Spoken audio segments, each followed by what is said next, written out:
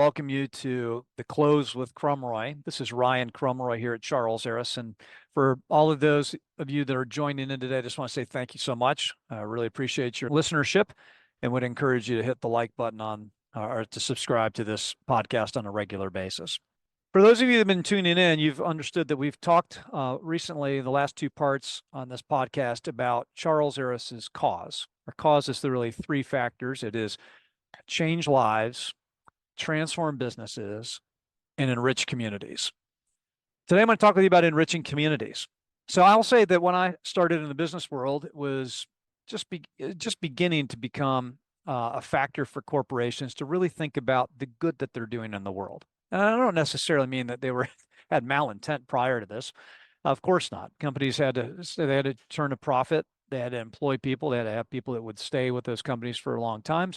But really, their altruistic mission of kind of what they were doing or why they existed really was oftentimes not given. It was kind of maybe given a second thought, might be the best way to think about it. Well, there's been a change in recent years, probably in the last dozen to 15 years, where it's become important for companies to really begin to understand what is our mission? What are we hoping to achieve as an offshoot of the business that we're doing? And I've seen a difference in recent years of potential employees really looking to understand what is this company that I'm potentially being courted by? What are they really all about? So I'm going to encourage you to be thinking about, as a business executive, what are we all about as a business? As a business executive and you're running your company, like what is the one or two missions that you can get behind? How are we going to really do good in our world today? And I'm not saying you need to become a nonprofit or some religious institution or some activist organization. That's not what I'm implying here at all. But I do think it is going to be important for you to be able to clearly articulate to your employees and to your customers, what is it that we're all about? People, in other words, they want to see you doing good in the world today. So Charles Aris, we've made a very firm commitment that there is an X amount of dollars in both financial contributions and hours that we want to give to the better good of the community that we're in a set period of time. We're very specific in kind of mapping that out on what that looks like for our organization. And there's a number of organizations that we partner with on a quarterly basis. We have a quarterly cause. Thinking about underprivileged children in the public school district here in the local area. I'm thinking about partnering with foster children that need to be adopted out at the Christmas time. I'm thinking about educational gaps on some of our underserved kind of communities in our market, and how do we give back to them? And some of these organizations we partner up on a financial basis to be able to provide things like Christmas gifts at the end of the year. Some of them we partner up to actually provide teachable hours in a classroom, partnering with third graders to really help them understand financial acumen in a better way. Okay, so think about, for your organization, what are ways that I can really message to my employees and to my community and to my customers that we really care. This will make your branding as an organization easier to attract world-class employees. Not only just attract, but retain those folks. You'll get public relation benefit from this as well, and goodwill from the community, and saying, those folks are really good stewards over there. I'm proud to have known a couple people that work over there. I'm proud to go and apply and become affiliated with said organization as well. So I'm going to encourage you to, as I said at the very beginning of this, think about how do you enrich your community that you do business with them. Now, this becomes a little bit of a challenge in thinking about remote employees. How do you rope them in, and how do you have them engaged with your quarterly causes and your community in which you're serving? So it should not just be lip service, but you should be thinking about as well, how do we have those folks feel like they're part, this contributing good to your community? A couple examples of some of the organizations that Charles Aris has regularly volunteered and partnered with. So maybe this will help you spur some ideas on organizations and causes that you can partner with as well in your community. We partner with an organization called Backpack Beginnings here in Greensboro, North Carolina. And Backpack Beginnings provides food for children that are on free and assisted lunch. And those individuals, when they leave on Friday afternoon, many of them don't have food within their own homes to be able to eat on Saturday through Sunday. So what Backpack Beginnings does is they provide ready prepared foods that are in a backpack for the child to pick up so they've got something to eat throughout the course of the weekend. So in order to help that organization, which is all funded through donations, we actually do a food drive every year called Bust the Bus. That's right. We take a school bus and we set it up at the minor league ball field, and we run a huge food drive to stock that bus with food for those children. Okay.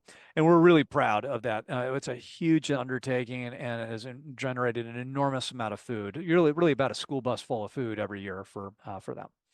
Second organization we've partnered with is an organization called Junior Achievement. And Junior Achievement really focuses on financial acumen. In other words, teaching children at an influenceable age, 3rd and 4th grade, financial stewardship, okay? Learning the principles of money, learning entrepreneurship, learning commerce. And they provide a set curriculum where a couple of us will partner up together and go and teach a 2 to 3 hour long curriculum in a course. And it's an absolute novelty for these children to see folks other than their primary teacher come in and really like have care for them, have interest, show intrigue in these children, and to spend their own time, our own time, volunteering to work with them. It means a lot, and they really, really embrace it. And it seems to have significant impacting benefit to the children's long-term educational success. Another organization we partner with is an organization called Bikes for Kids. Bikes for Kids is an organization that partners with Title I schools to provide effectively a character building curriculum into the schools for 3rd graders. And children write an essay on certain said topics.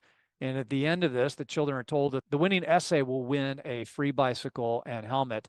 And so the kids put in everything they can to try to win this bicycle. And the beauty is at the end of it, we unveil that we have decided that all of these children have earned, not been given, a bicycle.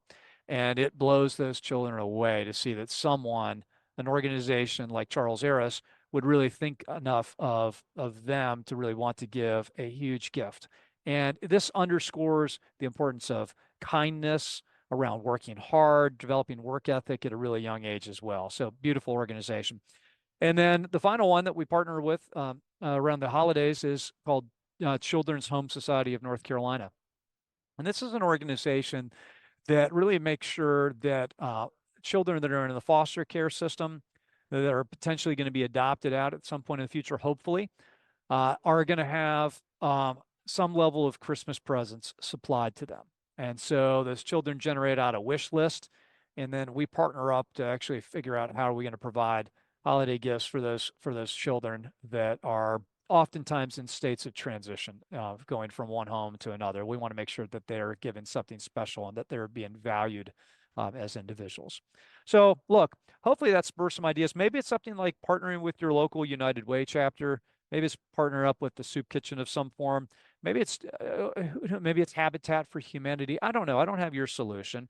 And I've just really been encouraged by seeing some of the ways that our organization has been able to give back on a recurring basis with some set organizations. These aren't the only organizations we partner with. These are ones we've done things more than once with.